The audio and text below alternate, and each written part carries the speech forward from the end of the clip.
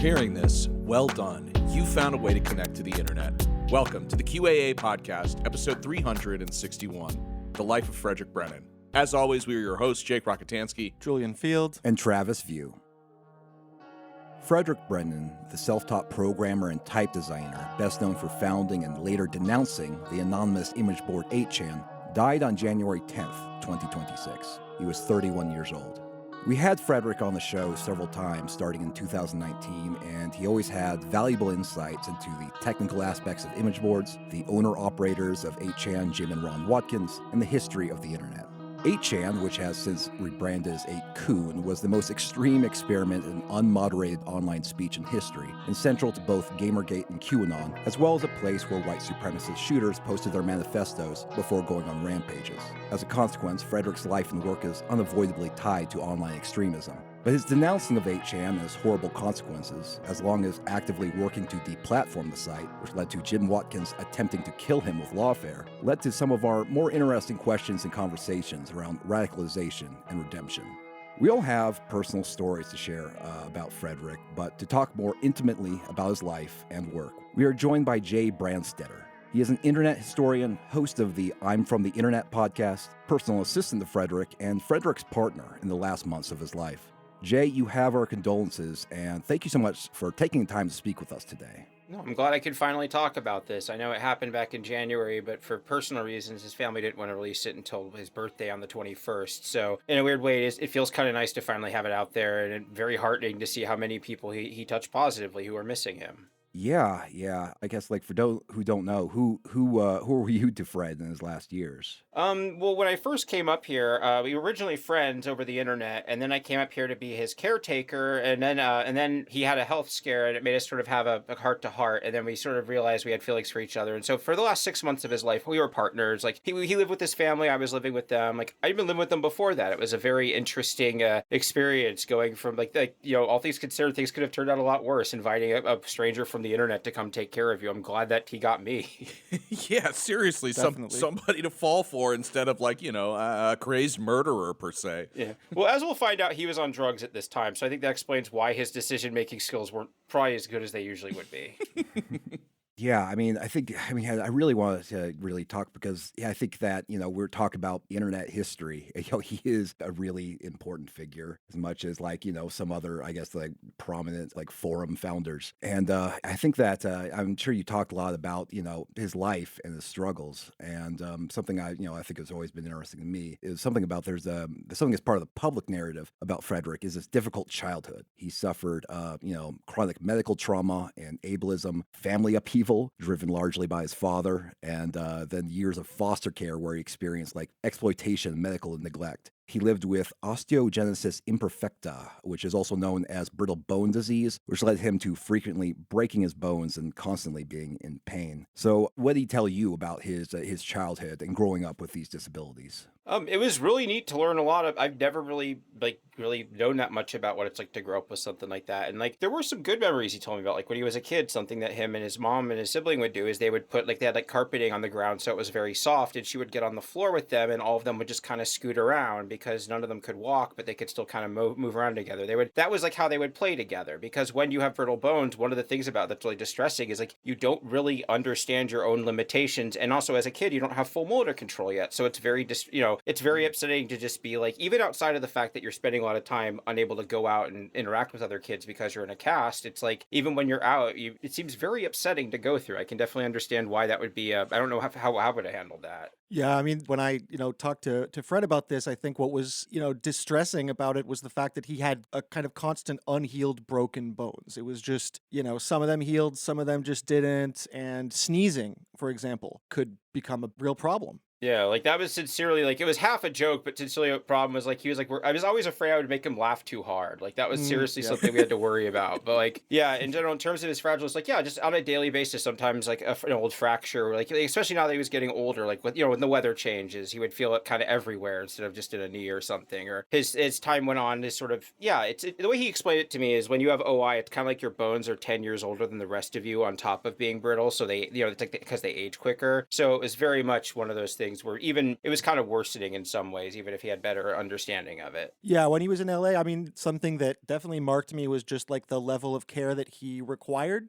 to just, I mean, and that's if you don't leave your house. But if you leave your house, obviously, like we went with him to a Bernie rally and we had to get like a van where, like the chair straps in at the back. It's hard to get him in, it's hard to get him out. Then you hope the place that you go to has like access for people. So it's just like constantly having this level of effort that is kind of like superhuman, like none of us really understand that unless maybe, I don't know, we had a period of being extremely sick or something. Julian is leaving out like the funniest part of the story. Well, funny, I guess, in retrospect. What is it? Where we had to carry Fred in his chair down the front steps of Julian's apartment because Julian was on the second floor and then that second floor is up like on the third floor. There's a whole second part of steps. Yeah. And Fred was being so funny about it because he was like, you guys don't understand. Like, please let me know like if you can really do this because if you drop me, I will die. Like if you drop me, I'm dead. Like So I guess that's funny because we didn't drop him, it would be less funny. That's the end of the story. But he was basically like, are you guys sure that you can carry me? Because this isn't any just carry a wheelchair guy like down the stairs. Yeah. This is like, if anything goes wrong, like that's it. Yeah, I mean that's also something to take into account is to leave, to go somewhere, to do things. You have to essentially put your life in someone else's hands. Yes. I mean that it's a lot of these processes, I think, just mentally and physically are just it's like it's very hard to understand if you haven't experienced it because it's a totally different life, like in almost every way. Yeah, like a very invisible one is like sidewalks, like little cracks in the sidewalks to us or something that like his wheels can't get over. So there'd be times we'd be walking down the street and then halfway between there'd be a big crack. You'd be like, well, we got to turn around. And they turn around and go on the side of the road to go around it. Just even little things like that. You don't really like that was even like a game idea he'd been tossing around, like a physics-based thing where one person's in a wheelchair, the other one's trying to, cover stuff up for them. Because it was something that we talked about a lot as we were on walks because it came up so often. That's nice. It's like the opposite of the goose game where you're just like pissing everybody off. It's like you're just being extremely helpful. Something else that I think you discuss is that he was also diagnosed with autism as an adult. So, like, how did he discover this? And I guess how did it help him? I guess like kind of recontextualize some of his other struggles in childhood. Yeah, well, from what I understand, it's something that he figured out online because when he was spending his time on these online places, he was meeting a lot of other neurodiverse people, and it's something I bonded with him over because I didn't figure out I was autistic until I was 34. So that was one of the reasons why I was kind of happy to just pack up and move to another place. I was like, yeah, this stuff isn't working out for me. Let me try something else. But yeah, from what I understand, it was something he figured out, and so he never really got like the professional. Even back then, it was a lot better than it was when I was growing up. But I'm 38, by the way. I'm 6 years older than him, so not much of a difference, but relatively. But anyways, still a young man. Yeah, and so he never really had the formal training, and a lot of it is kind of like in terms of recontextualizing. I think that definitely kind of, especially with his turn, being like, oh yeah, this is part of why I don't get along with people. This is part of why I don't want the same things that other people want. Like I could see why a lot of his early hangups about virginity and stuff, partially that was speaking from experience. Also, as an asexual, this is something I've experienced. The idea of like, I know I'm supposed to be feeling a certain way. I don't. What is wrong with me that's making me like this, and why can't I fix it? Like that is a very unhealthy headspace to be in, and it's very self-reinforcing. I really wish I didn't relate to that. Like there's just so many aspects of my life where I'm like stumped daily. Love to be 42 and still talking about that. But it's a lifetime process, and it's not like, oh great, I got a diagnosis, or now I have a name for this. Like it doesn't make it any easier. It doesn't make you any better at getting along with people. It doesn't make you make choices in like a different way. Just the knowledge, Like unfortunately, I wish there was some sort of like way to kind of intellectually override some of these impulses once we realize them. There's like how difficult they're making our life, and how if we had different behavior, like it would just be so much easier. And then it's like, well, struggling to change it, and ongoing process. So yeah, I mean, I do. It's like just with him, it's just a stack. I mean, my lord, this is a highly modified game. I'll put it that way. He has like 11 mods like loaded into the. It's like he's got like incompatible. No, he's got like 15 gigs of mods, and and it's downloading from like a P2P server. Like, Yeah, it's gonna take the whole night. You're gonna have to leave the system on overnight. Yeah, he's one of those challenge runs that the streamers do for the real sickos. It's like, all right, you think you see what this game normally looks like? Let me show you what you could really do in this game. Yeah, he's doing Diablo 2 hardcore runs. Well, so far we're doing great. We're comparing Fred to a game. We're remembering when we made killed him by dropping him. I think Fred would laugh at this. I do miss him. Something that I said online is just he made the world more interesting, you know. And I certainly like had my ups and downs with Fred. Like he was a temperamental person. Like, you know, you'd be getting along, and then suddenly you're not getting along. And it's like, what's happening? What did I like? You know, and you try to kind of deal with it. But I think that like knowing Fred over a longer period of time, you're aware, I suppose, that is like an aspect of how he is, and it's obviously not like what he would pick if he could. Nobody wants like big mood shifts and stuff like that, or you know, like to create a kind of hyper defensive protection, I suppose, is the way I would put it. And it's like, if you can't understand why someone like Fred did that, then like what even are you like? You have to have some level of I don't know, just like emotional compassion for someone, even when he's, you know, being a dick.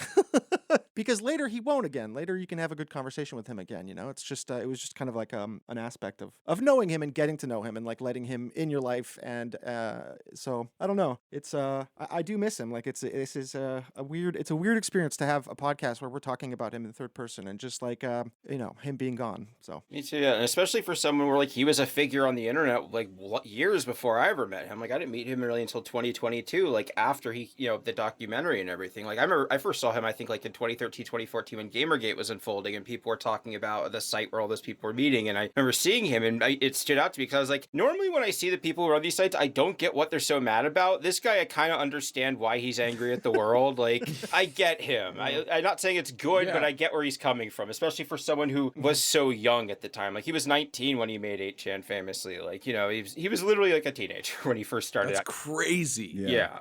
Another thing that was an aspect of Fred's life that I know was very difficult and that I certainly related to was his relationship to pain management. You know, I mean, to be in this much physical pain, you know, opioids are like kind of like our only real solution because we just don't have that many good pain management drugs that can handle this level of distress. And so, you know, that's definitely something that I would talk a lot about with Fred and have my own experiences with addiction. So that was something that I really related to him about. But I think that I guess like not many people are perhaps aware that like his basically entire life that I knew him at least was struggling with intense drug addiction on top of everything else, which if you're talking mood swings, you're talking, I mean, that shit is built in as well. So yeah, I just wanted to talk to you a little bit about that, Jay. I mean, it feels a bit weird bringing it up, but you know, you were mentioning that Fred has had experiences in rehabilitation since, or did. Yeah, because especially when he like, you know, he grew up before we knew what we know now about things like OxyContin and stuff. So yeah, it's something he was taking his whole life. And then from what I understand, when he was in the Philippines, he was getting good regular health care because like there was a doctor he went to regularly. Their doctors operate out of hospitals. So like he didn't have to travel to get care. It was all in the same building. And then when he came back here, it was quarantined first off. So he couldn't really get access to doctors easily. And also like, you know, he didn't really have an income. He was kind of isolated and everything. So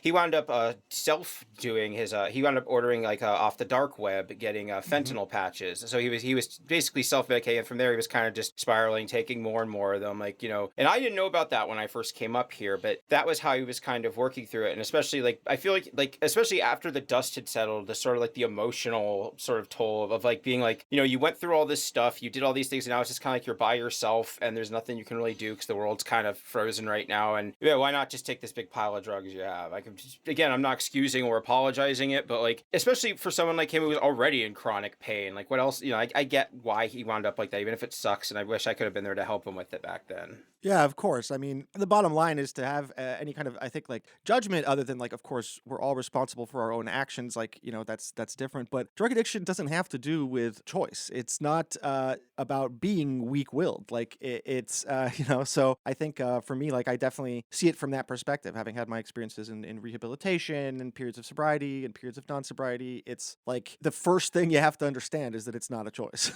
Otherwise, like that person is just detestable. Why would they hurt people around them and hurt themselves over and over by choice? That would obviously make them a bad person, you know? But of course, that's just not, it's not our medical understanding of it anymore. But I'm always fucking blown away by how little information people have about this, including doctors. I've ended up in, hospital settings and stuff, and like highly distressful situations, and just doctors like absolutely, it's like, have you read anything about this? Like, this is crazy, It's it feels like we're in the fucking 1950s. Like, I think people think that just because people now openly talk about addiction and they talk about rehabilitation, like this stuff is a little bit more like in our zeitgeist, that people's minds have changed about it. I would argue no. It is medieval out there, the understanding of addiction. Yeah, and even just that's the thing about Fred too, is going to a doctor. Like regular people, like people with like able-bodied people already have trouble getting our doctors to understand us. Like him, like they have to use like a children's blood pressure cuff on his leg, or it will break his arm when they try and take his blood pressure. Like right from get one, he was like, no, you have to do this special, or I'm gonna get hurt. Yeah. So that was, yeah. And also like in terms of rehab, that's the thing that's tough too. Like going to rehab is already hard enough. Like he had to pick up methadone, and when you start off, you got to go there every day to get it. He can't drive. There's not like a bus he can get to this clinic. If I wasn't there, he wouldn't have been able to do it. But because I was there, every day I got to drive him up there. We had a nice little drive back and forth. I have to bundle him up, like get him strapped down in the van, do the whole thing. So all that extra stuff to do that. But,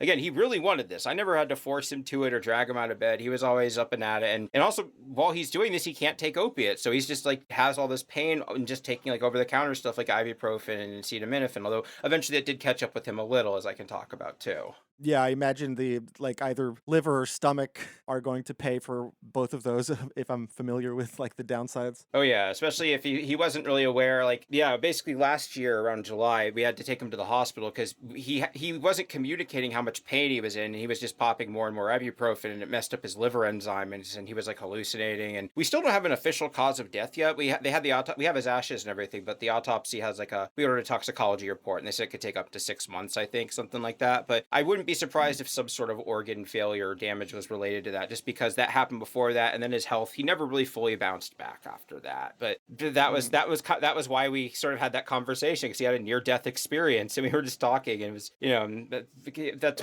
one positive to come out of this, even if it was like a horrible experience to go through. Yeah, wow. Yeah, it's so difficult. That's the thing, is like you think you're kind of dealing and wrestling with like your biggest issues, and then some fucking new weird issue creeps up, like, oh, I took too much ibuprofen and that actually has this result. It's it made me see God and lightning bolts coming out of people. It was I didn't know that your liver could cause you to hallucinate like that. It was very scary to witness on the outside. And, I'm sure. And also he couldn't communicate to the doctors because he was out of his mind. It's like his hips got a little hurt because like he couldn't tell them how to carry him and such. He was just out of his mind with his liver stuff. So it was really, I'm glad I could be there for him at least. Yeah, absolutely. Yeah, I think one of the more interesting things about, Fredrick Brennan's, like, I guess, intellectual journey related to his relationship to, like, image boards and free speech. Like, famously, he is one of the very first image board he kind of owned was Wizard Chan, the incel image board, which he purchased, but then relinquished control of after he lost his virginity. He's very... Wrong, Travis. It was just discussing Gandalf and other wizards.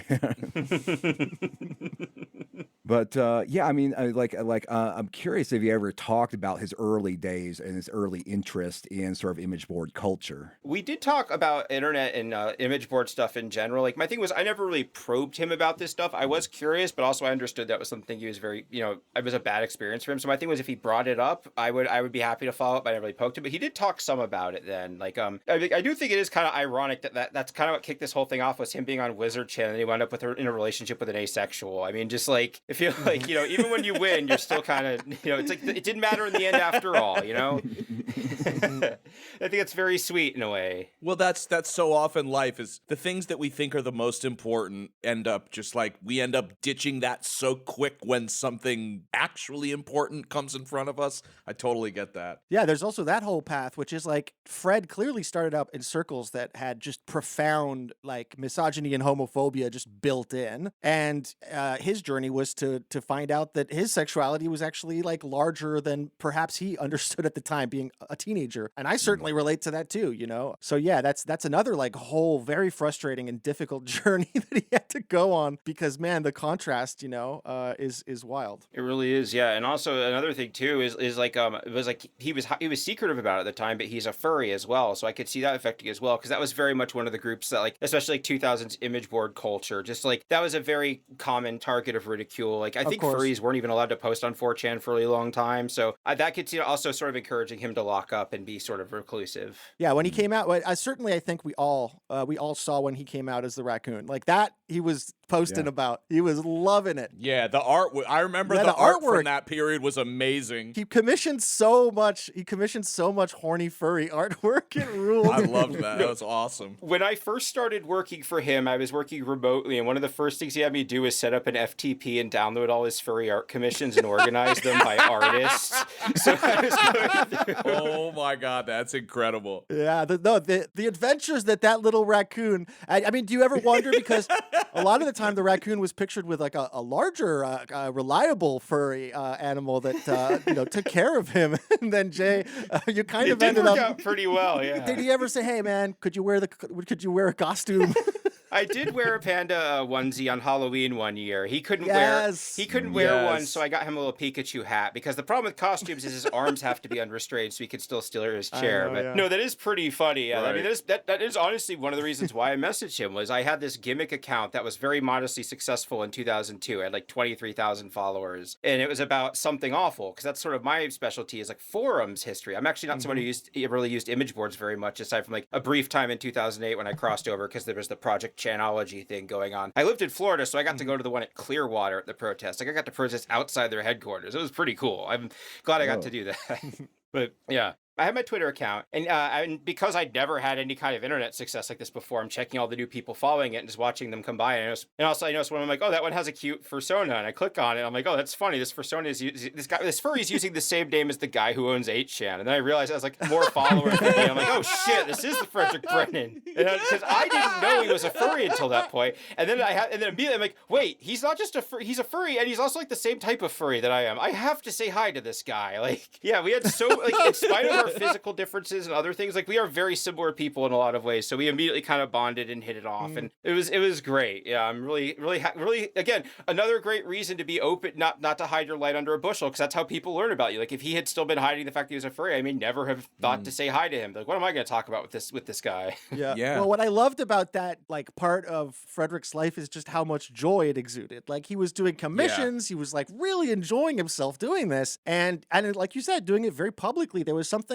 quite beautiful and liberating, I have to say, about that shift. Yeah, and speaking from experience as someone who also went through a similar thing, like I hid the fact that I was a furry until my early 30s. And one of the things I think really helps is kind of like, especially for someone like him or me, where you can be a little mischievous, you have a little bit of like a troll spirit to you, is sort of like going from being ashamed of it to realizing, no, it's good that it pisses these people off because they deserve to be pissed off about it. They're jerks, let me have fun. And then it doesn't feel bad when people are mean to you about it, and it's because you just sort of recontextualize it. Yeah, I know. We need furry rights on the internet, man. I'm sick of this shit. But you explained really well what I observed as like an outsider, which was that like, and what Julian mentioned previously, is that you could see that Fred was having like so much fun with it, and so much fun that it was like pissing off like people who, who would have been his old sort of like cohorts, from the Chans, who are basically like, what the fuck? Like, what the fuck?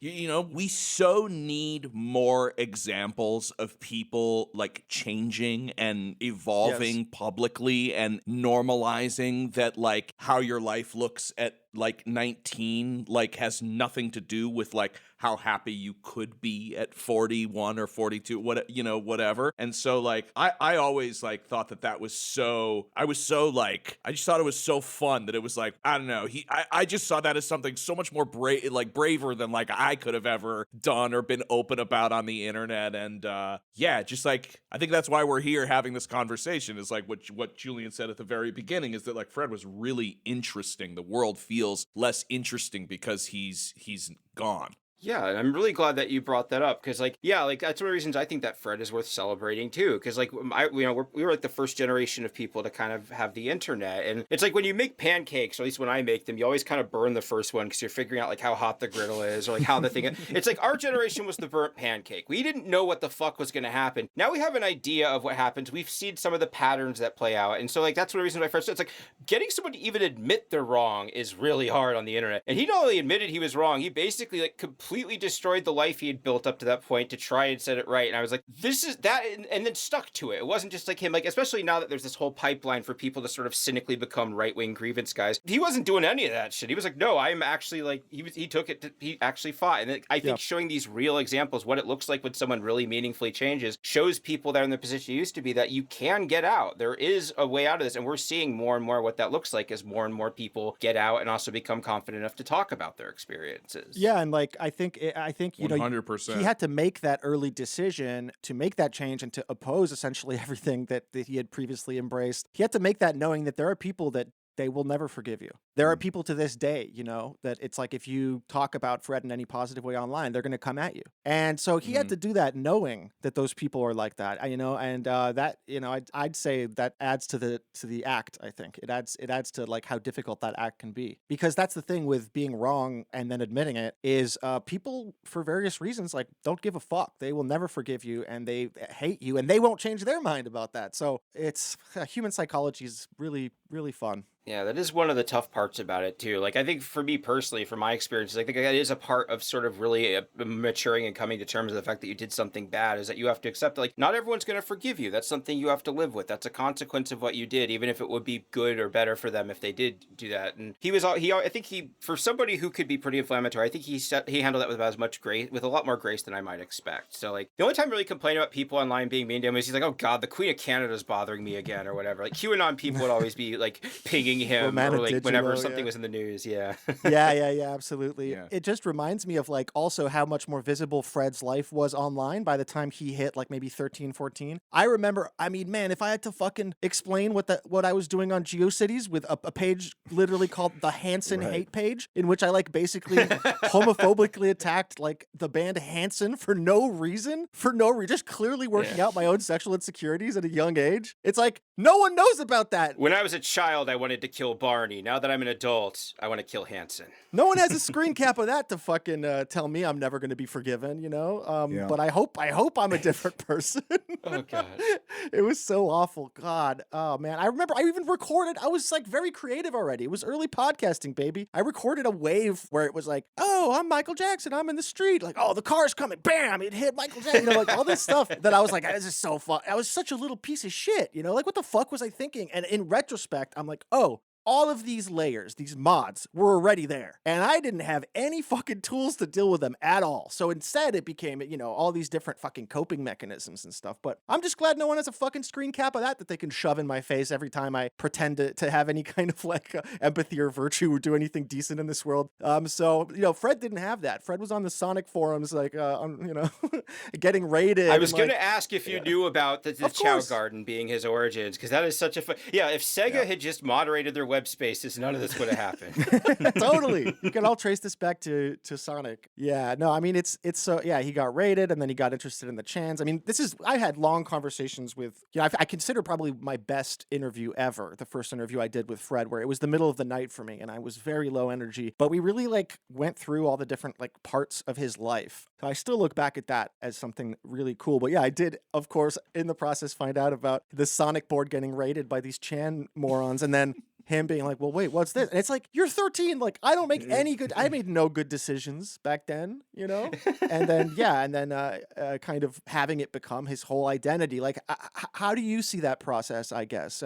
This is a question that I'm stealing from Travis here. He said, when did the internet shift from interest to identity for him? I'm guessing, from what I understand, like at first when he was a really little kid, he had this odd experience where because he was someone who was very well written, he was very good at language, he could sort of pass as someone who was older, but also the stuff he would talk about would kind of give him away. Like he would write like very passionate, like essay-length defenses of some malware installer because he liked the cursors it gave him, like things like that. Like this very unsupervised child on the internet, not really knowing what he's doing, but knows that he likes it. And also I think a part of it too is like sort of realizing that he could express himself on there and sort of having this sort of identity. But like he talked talked about in the documentary, and he's like that thing where he said that when he saw like the dark side of the internet, it reflected how he felt about himself. Like, oh, this is how everyone really feels. They just won't say it instead of this. And from there, I feel like that kind of, I think when he got doxxed, that was the point where it really turned a corner. Because at that point, it was like he couldn't separate the two. So he was just like, well, I guess I'll just lean into it and just have this be my life now. But before that, there was always, I guess, kind of the release valve of, well, no one really knows who I am. I could just stop one day. Yeah, absolutely. I certainly had experiences like that early on the internet. Like for me, it was a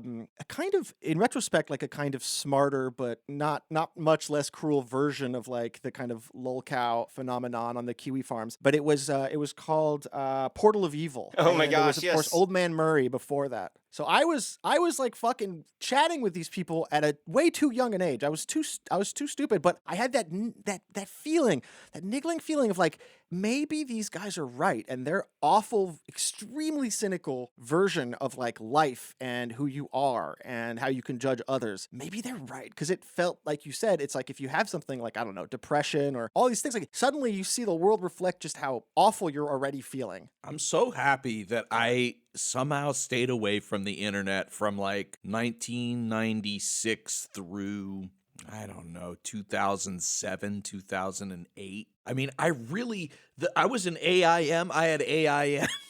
Instant Messenger or whatever. But that was it. I never went on to 4chan. No. I never saw any of the boards. Well, you weren't an IRC kid. That's the first thing. You didn't do MIRC. So I was on MIRC immediately when that shit was out. What is that even? Internet relay chat. Essentially, it's just a chat client that was made for free by this I think Indian guy. And it just became very, very easy to access things that were harder, that you had to kind of almost know programming to make like commands. So this was like a kind of graphic user interface that allowed you access to these internet relay chat rooms, and it was dramatic. You know, you could people would take over. There would be mod wars. They would like, there's a lot going on. I was too worried. My dad had too much like computer voodoo around the home system. Like, if we had a Macworld magazine and there was a demo, he'd be like, well, hold on, what are you downloading? Well, immediately I'll tell you, I don't think MIRC was ever released for Mac, right? Am I wrong? I'm not really familiar with Mac stuff. I don't think MIRC was ever released for Mac. That's why. Oh, and we were a Mac family through and through. I remember you probably had an IRC relay like version. Well, did you ever have ICQ, Jake? That's another big one. No. We had AOL. This motherfucker's never like typed in his friend's IP address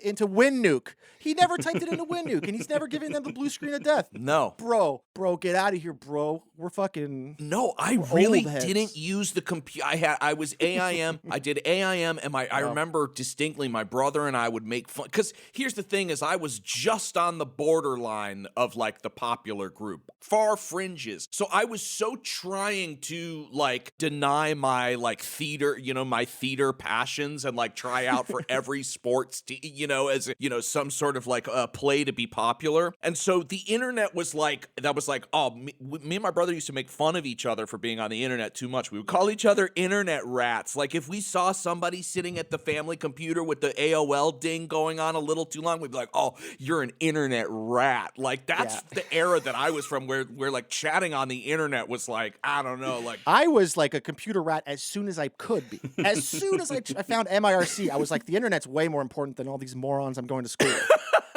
I'm sure if I had been exposed, I would have loved it. Stupid classmates. Unless they want to play Ultima Online with me, in which case, like, yeah, we can talk, I couldn't even have games. The Mac we had could barely run Myth off the demo CD. Okay, Jake, you don't have to tell people that you like were tied to the radiator and that they fed you scraps.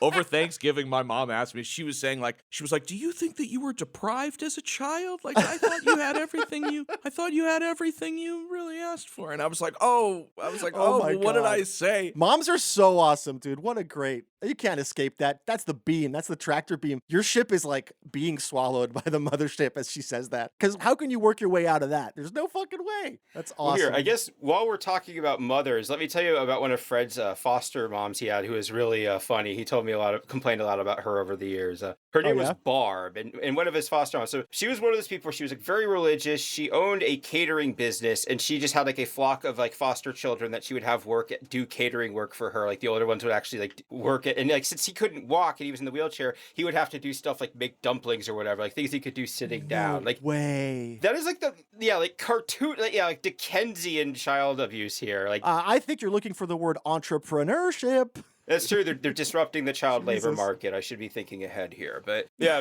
And so like one of her hang-ups was that she was obsessed with Olestra, and this was like in the 2000s, well after we knew Olestra was bad and what it did to you. And she would buy tubs of Olestra when she cooked at home. She would put it in all their food. And she'd make them eat it. Wait, what is it? What is it? It's in the 90s. It was like this additive that was supposed to make like fat. It made food not be as calorie dense, but the side effect is it makes the undigested oil just sort of leak out of your colon. So people realized it wasn't worth it.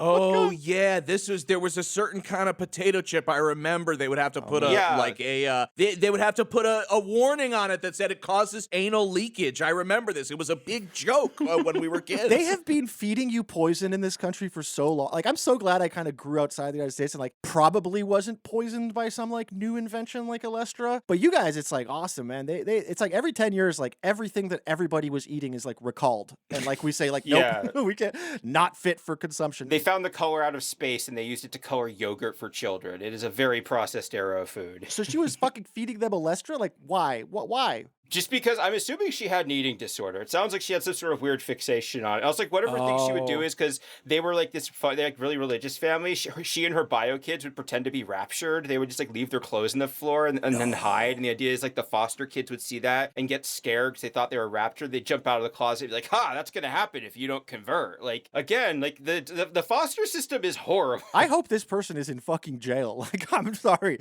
Yeah. That is fucked. Yeah. Listening to just that story, in my head, I was like, man, I'm surprised Fred wasn't more fucked up. Exactly.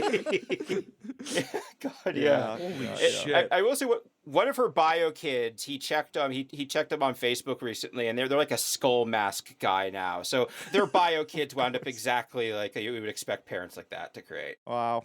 Man. Do you know, Jay, offhand, like how many foster homes Fred was in, like over the course of his like childhood? He was only in the foster care system for a couple years. It's just he bounced between a bunch of them because like he wasn't an easy kid to. That rebellious streak, like that's kind of how he honed it, was having these abusive parents he didn't like or these unsafe family environments to be. And that's the thing too, is like sometimes one of the foster kids would be violent, and it was like not a safe environment to be in. I'd probably guess like half a dozen based on the different families he talked about over the years. Yeah. I mean, Wizard makes, I always saw like he had to develop essentially the personality of like the kind of like evil vizier, right? Like, it's like if you're getting abused so much, like, and you can't really do anything physical, the only thing you have is the ear of the king. And I'm sure he came up with all kinds of ways of trying to at least get taken care of, I guess sort of like the flip side of that is he was very good at like sometimes like I'm autistic, sometimes I would get overwhelmed or something. He was very good at talking me down because like that's how he has to interact with everything. Whereas like in the past, I'm a big guy. If I like get loud or something, people get scared or they flinch. He's like, okay, Jay. And just immediately just starts like, okay, I'm being ridiculous. Okay, Jay. Oh man. I don't know if a lot of people know this, but Fred, people who knew him, I think, do, but Fred was like, a whiz with fonts. And this was something that I found out much later, that this was kind of his like passion was fonts. Mm-hmm. And believe it or not, I actually hit him up when my then fiance and I were trying to make our save the date invitations. We had there was this font that she had seen she was like, I really like this, but like we couldn't find it. We couldn't figure it out. And I was like, there is one person who I think like could probably help us. And I hit up Fred on Twitter and he was like, yeah, that's like this version of something like Courier. He was like, don't use that. If you want something that's like closer to that, but like a way better font, he suggested this like totally different one that we ended up using. And so like he helped us figure out the font for our save the date invitations that went out to my entire family, who I'm sure would have still to this day have no idea that, quote unquote Hot Wheels contributed. Oh God. Yeah. Well, what you don't know is secretly he built in like a crazy cipher into the font, and we're all going to be reading his manifesto soon after scanning that. Oh God, no! Yeah, he was always like that. It never shut off. Like we'd be on a walk at a store, so he'd be like, "Hey, check out that sign over there. See it? That's the Igloo Cooler font." And I'd be like, "You're right." Like he can just spot stuff like that. I love that. Yeah, absolutely. I love a weird, obsessed person about something very specific that not too many other people care about. As a Ghostbusters fan myself. Yeah, I mean, you talk about like, you're right. It's like, it's very difficult that his like, so much of his life is public and like part of the public record, because like lots of people have stupid ideas when they're 19 while high on mushrooms that they think are profound. Yeah, but but usually they're forgotten. But in Fred's case, this experience led him to creating 8chan, which he envisioned basically as some sort of hybrid between 4chan and Reddit. And, it's interesting is that he had this ambition for it to be, to unseat Christopher Poole as like in 4chan as like, the number one image board. And it struggled for a while until Gamergate. And 4chan sort of started banning Gamergate discussions, and all of a sudden his mostly inactive image board became very, very popular. And I think this is, I don't know, it's just, I think it's interesting part of his record, because this is something that, 8chan is something that he struggled to get going, and then it was only because of this horrible harassment campaign that this started getting traction. Did he ever talk about that experience, about Gamergate and 8chan? I don't think he didn't really talk about that much specifically. I think because he was probably ashamed of that time of his life, I imagine. Like, when you've spent all this time being very immersed in something that you've come to renounce. Like, in terms of, he would talk about like how like some of the stuff, like from the impression I got was like people were just like really mean to him all the time. Like, there's like the idea like a lot of stuff that he did, like you talk about him sort of acting like the scheming vizier. Like when he ran 8chan, he did sort of like act in a certain way to sort of, doing that sort of like talking like Sephiroth, or he's just, because he wants to act like he's like an intimidating, aloof figure because he's scared by all these like psychos who keep threatening to kill him every time he tries to change something. Yeah, you had to have like a pretty thick skin, I think. If you're in constant contact with these people, you develop a very thick skin. Yeah, then so so the explosion of Gamergate caused him to have some difficulty keeping 8chan online, which led to his relationship with Jim Watkins, who offered to buy it and hire Fred in order to keep him online. Did he talk about his experiences with the Watkins in the Philippines? Oh yeah, that was we had sort of a thing. Neither of us drank, but we had a thing where whenever Jim died, we were gonna celebrate, because like it was sort of like a shared thing where like when his health took a turn. But of the actual time there, he told me a little bit about his time there. Like a fun story I can open with was like just sort of like the buffoonery at play was once Jim was like he wanted to try some kratom, so he went to like a local Filipino worker who worked for him and gave him a couple $1,000 pesos and was like, go buy me some kratom. And when he came back, he had multiple garbage bags full of kratom leaf, because Jim did not know that's how you buy kratom in the Philippines. It's just the raw product. He's like, what the fuck am I supposed to do with all this? Just like a room full of drugs. Yeah, Jim, it's true. Like, I have to say, and this is going to come across as maybe a little mean, but when I heard of Fred's passing after, the original kind of shock and feelings, I had this thought that was just like, that motherfucker outlived him. Like, he didn't deserve to. Like, Jim should be gone. Like, and I know that's very childish, but yeah, fuck him. Oh God, yeah. And then there is like one story he told me about there that was like a darker one. I don't think he told it publicly, but it was like, I think like for him, sort of like probably a big moment for him, where he was like, once they were at some sort of like nightclub or something, and because he taught himself Tagalog. He liked the language there. He liked the culture of the Philippines. Like, it really broke his heart. He could never go back, so he was a fugitive. And because he knew Tagalog, he could talk to like the people who lived there. He could talk to like the workers and such. And when they're at this club, he's talking to one of the women, and she tells him, I'm a human trafficking victim. Can you help me? And he's just like, basically, he's like, what can I do? Like, I'm basically kind of realizing, like, I want to help this person, but I can't, because all these people also control the circumstances of my life. So it's kind of like, I'm not saying that the Watkinses on this person, just they were at a place, and him sort of realized, like, oh, this is the crowd and like the place that I'm at. I don't want to be here. Like, that seems like a very harrowing thing that stuck with him. Yeah. Yeah, of course. That's horrifying, because you realize the lack of power, and that like everybody around you, the Jims and the Rons and all of these people are so just profoundly evil that, like, of course they end up around human trafficked people. Like, they were constantly, kind of running small to medium-sized scams that involved essentially human trafficking. And, Jim is an extremely racist man who, treats like Filipinos as like inferior to, like, let's say a Japanese person. And so, yeah, it's like, it's just, you just start to, I guess he at that point, he probably realized, oh, I'm surrounded by evil that perhaps my heart doesn't want to embrace. And I can do nothing about it, because these people could kill me in 2 seconds and blame it on anything. Like, it's like, oh, he fell over. Like, yeah, now he's dead. It's like, I mean, him getting out of the Philippines is one of the craziest things, and a reason I'll always be thankful to Cullen Hoback for doing that in the process of making his film, because I think that was, I mean, he absolutely saved his life. Oh, 100%. Yeah, I sent him a message after the announcement to thank him, and also tell him that he left one of his tripods here. I found it when I was cleaning the house.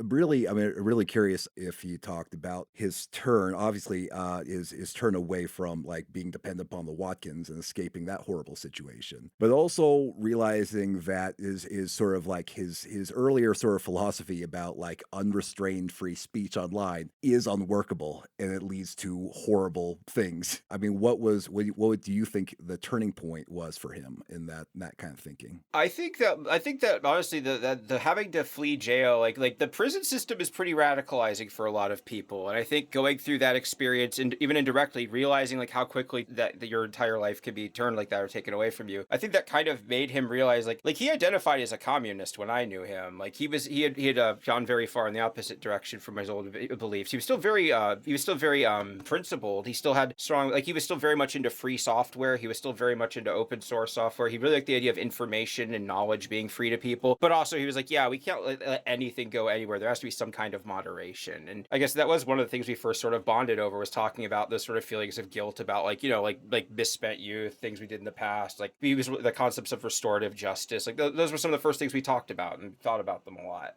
Comrade Brennan, we salute you. Yeah. I mean, yeah, one of the things that I remember that happened, it was in 2019 in the wake of the Christchurch massacre in New Zealand. And that particular mass murderer put his manifesto on 8chan and then put like links to the Facebook live stream on 8chan, knowing other 8chaners would see it and like save that video and stuff. Well, I just remember like him being like pretty disturbed about that particularly, where like, realizing that is like, it's like this thing that he created was now really a tool for like the worst people in the world to do horrible atrocities. Oh, absolutely. And also he was like, we should at least take the site down for a day or two just out of respect for the victims. And, they were like, no, we're not taking the site down. What are you talking about? And that was another sort of like, yeah, I think in terms of him realizing that his whole kind of life and world there, that was like, he cited that a lot as like the one that sort of turned around. I guess I was thinking more in a general sense, like his political views when I was talking earlier. But yeah, in terms of like, that was like the specific moment he always cites is like, okay, this needs to change. This is not working.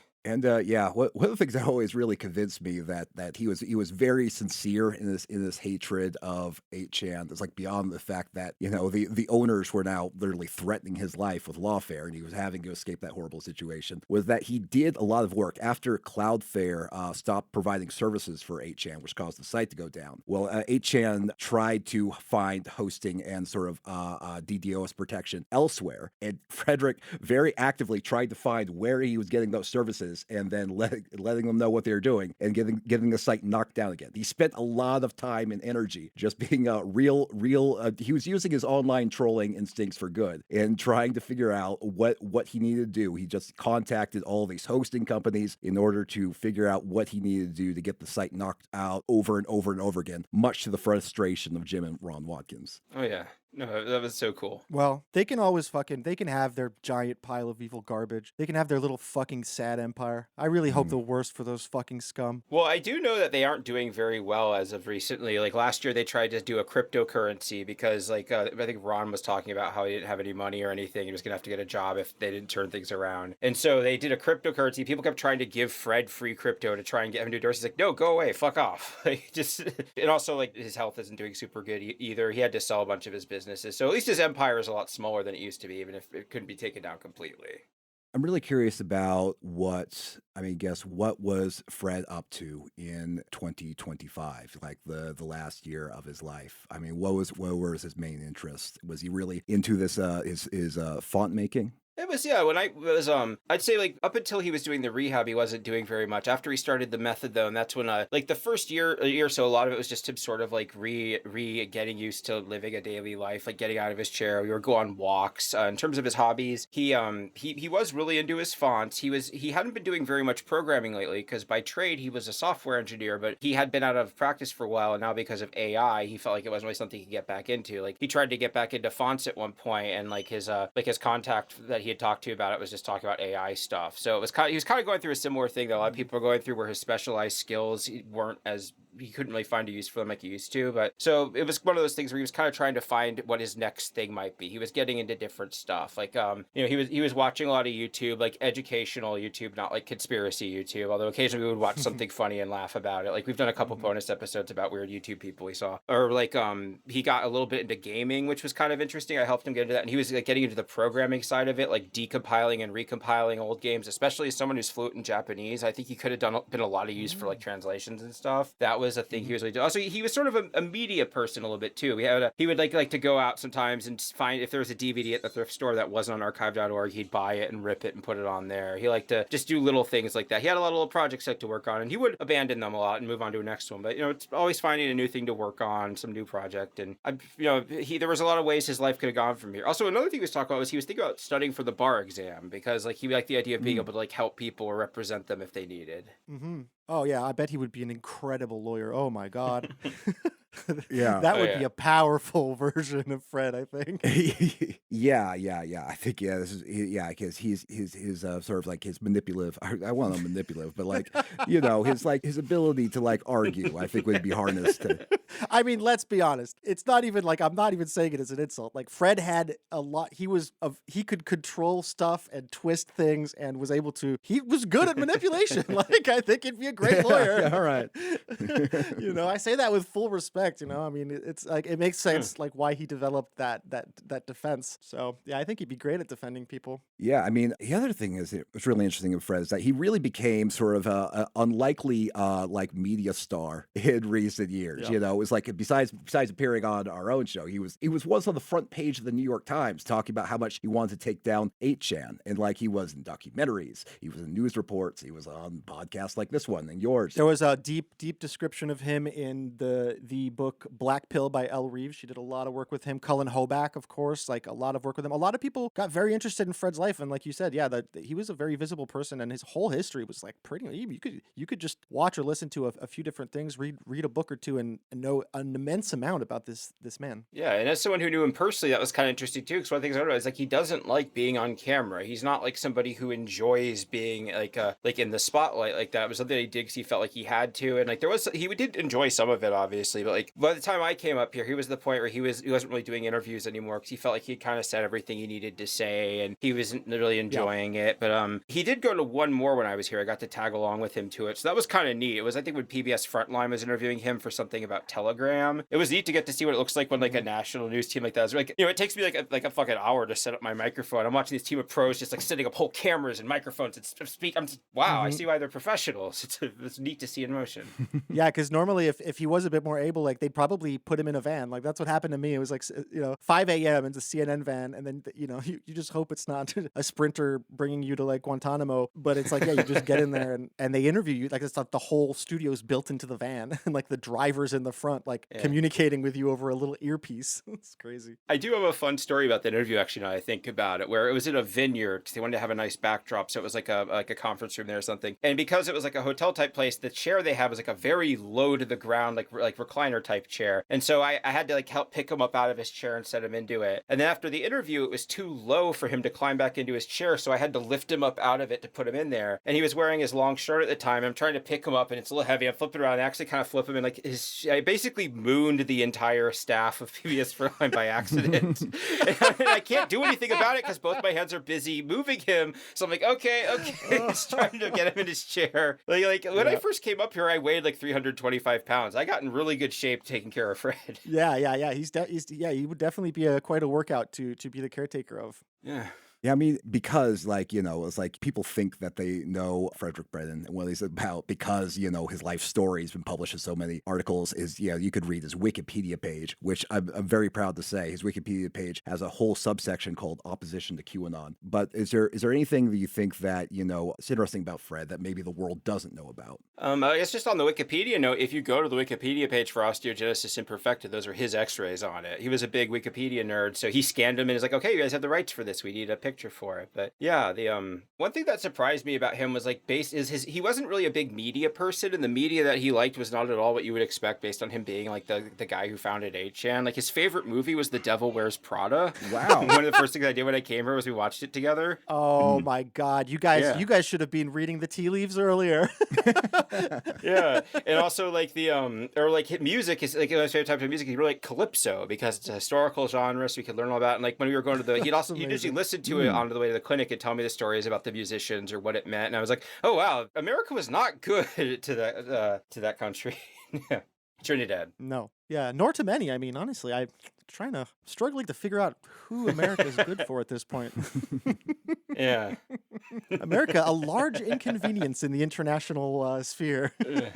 Boy, yeah. I mean, yeah, it seemed like he did have really kind of like diverse interests, you know? Yeah, I think that's one of the reasons I got along with him really well, because he knew a lot of academic stuff, whereas I'm more of like a pop culture and culture person, so we complemented each other really well. Like, he didn't know hardly anything about movies or TV. Like, once, we live in New Jersey, Spirit Halloween was founded near here, so once I took him to the flagship store, and since he didn't know any of this stuff, it was very fun. Like, he saw like a Beetlejuice, he's like, ooh, a prisoner, because he's wearing the stripes. Just like, it's fun seeing someone who's that out of touch with pop culture in a very cute way. Yeah.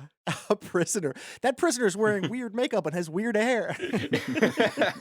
Yeah, that's amazing. I mean, that's the thing is, like, I guess, like you said, you know, he started a lot of projects and stuff. He's someone that I relate to immensely over hyperfixation. Just not being able to, it's like to do things halfway. You're either completely carried away down some fucking specific rabbit hole and eclipsing the rest of the world, and then you come back out of it like, what the hell was that? So yeah, I mean, you know, that makes sense. It's like then you have holes in like other parts because you've just spent, you know, so much about such specialized things. I mean, that's really defined Fred, was an immense amount of highly specialized information was in that head. Yeah, like once he got really into playing cards and he ordered like 12 different types of playing cards, he's had like whole decks like, oh, here's the French tarot playing cards, here's this type, here's the German playing cards. He was like learning all the different types, all the different variations of solitaire that exist. Like he would just get really into subjects like that in a fun way.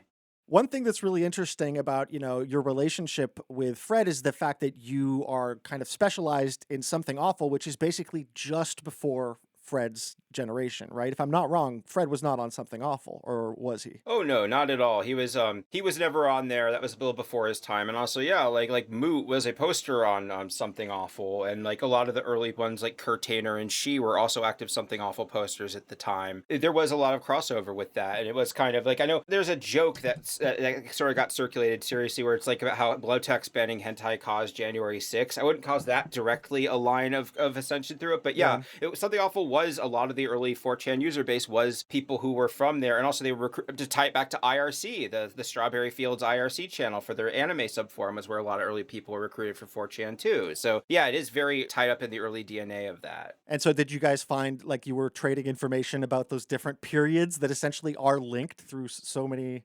weird mechanisms? That is pretty fun. It was kind of neat letting him know like what people he knew of were from there or got their start there before he knew about them, or inversely, like in general I've noticed like it is kind of fun, like being a Something Awful person when all your friends are like Tumblr people or imageboard people. It's kind of like being an Australian living in America, where like all your frames of references are just different enough that everyone's like, oh, this is new, I'm not familiar with this, and it's sort of like a fun angle. So I guess in terms of interaction, just we would sort of tell stories to each other about different website people. So it was like, I guess it took, in a way it was kind of to do like how even though the forum was different, the actual experiences could be surprisingly similar. Just like instead of being known by usernames, it's just like, oh, that guy who would always do this thing. Yeah, it's, I mean, again, like we've tracked it, but the immiseration of people like really plays a lot into every stage of the mutations. But yeah, you have a podcast that deals with Something Awful. You want to tell us like what the name of the podcast is, where people could find it, and tell us like what do you get up to there? Sure, yeah. I co-host a podcast called I'm From the Internet. My co-host is a comedian and game designer named Winslow Dumaine. If you saw the Chicago rat hole in the news a couple years ago, he's the guy whose picture blew that whole thing up. So he's internet history too in his own way. Yeah, I remember the rat hole. It's fantastic. Yeah, for the first couple years, it was focused on the Something Awful forums, and last year we sort of switched. Now we're doing more general internet history. But what it is it's narrative internet history. We focus on like a person or an event or a website or something, and I tell the story of it to Winslow. It's the classic, I'm the subject matter expert. It's his first time, and he's reacting and doing flavor. And also Fred has appeared in a couple bonus episodes. I've made them free, so if you want to hear him and me interacting, it's on there. But yeah, it's pretty. We cover all sorts of different topics. We've even done a couple sports episodes. I don't know anything about sports. Like we earlier when Hockey Night in Canada was choosing a new theme song and someone submitted a troll entry and it won the poll, and like the Canadian people were freaking out about this song with like gunshots and explosions in it opening hockey every week. Just fun little things like that. Or our drug episodes are all-timers. The one where I announced I was starting to work for Fred was DeJuice, which was a Soviet benzo that causes memory loss and stays active in your system for days. So people would take the drug, forgot they took the drug, take more of the drug, and then a week later come to and find out that like they'd crashed their car and lost their job. Like multiple lives were ruined over the course of that episode.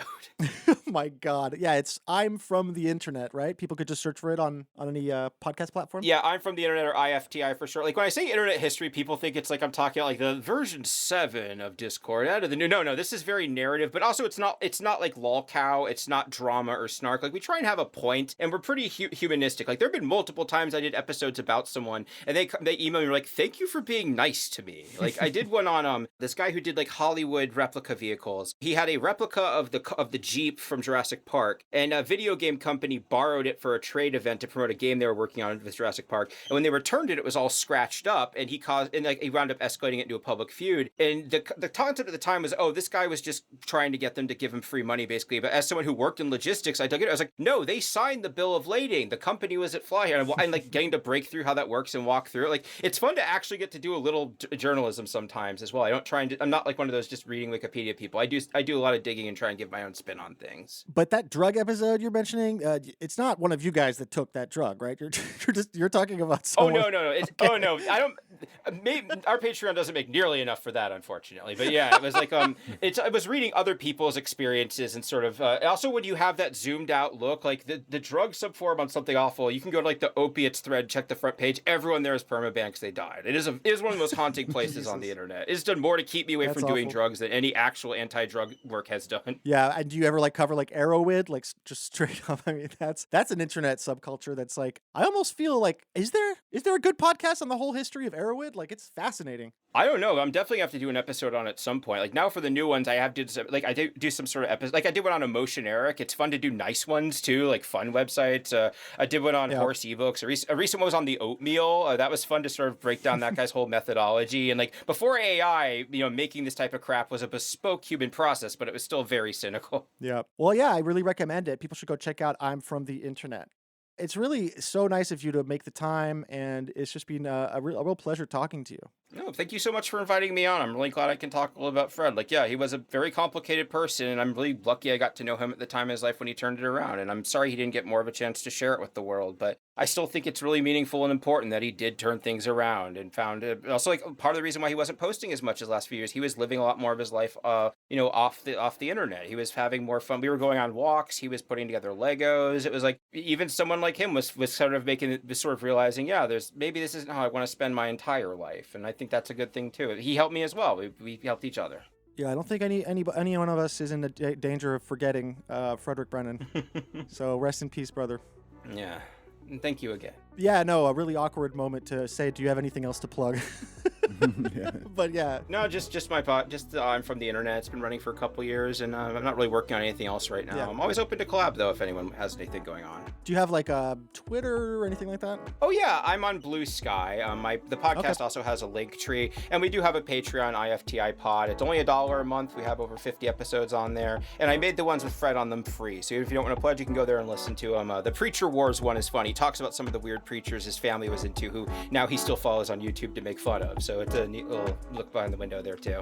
Hell yeah, people. Definitely go and do that. And if you're interested in our Patreon, that's patreon.com/QAA. We have $5 a month, a whole second episode for every main, and access to our entire very long catalog at this point. I think all the Fred Brennan episodes are free. So if you want to search for his name on our podcast, you can go and listen to some of these conversations we're referring to. I even got him to kind of act as like the voice of God when we were at QCon. So he would just break in like in the middle of our live coverage and give some information. So that was really cool and fun too. And we have a mini-series network as well, cursedmedia.net, if you're interested in these kind of serialized deeper dives that we've been doing over there.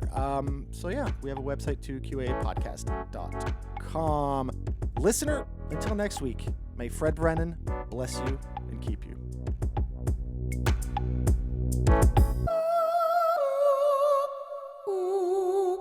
We have auto-queued content based on your preferences.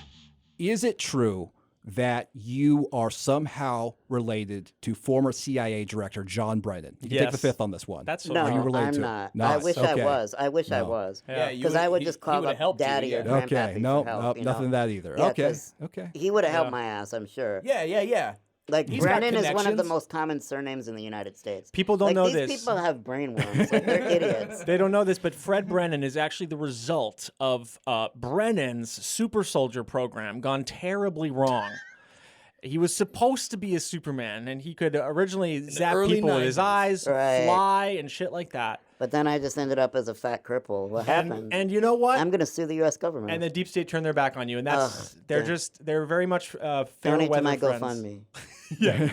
Mr. Brennan, if you're out there, if you're listening, the Yes. CIA should donate 100%. They should donate Yes. to They should donate the Fred. the money that you've earned from the cocaine that Yeah. you've pumped out into the streets this week, just this week alone. That's right. Please pump it back into Frederick's GoFundMe. The Yeah. least you can do is get the guy an apartment. We're asking cops to spend 10 less arrests this week and spend $10 on Fred Brennan's. So stop arresting people and also pay him money. Thank you. Thank you. That's right. Yeah. Well, anytime. We love telling the police what to do on this show. Absolutely. So,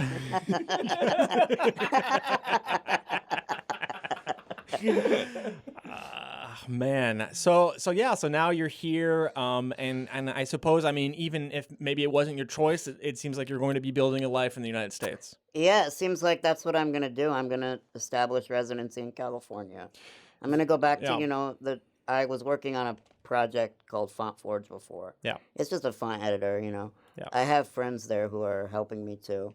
Cool. It's like all my coworkers are internet people, and everybody I know is from the internet, so it's kind of tough. But yeah, I mean, everybody has really come together.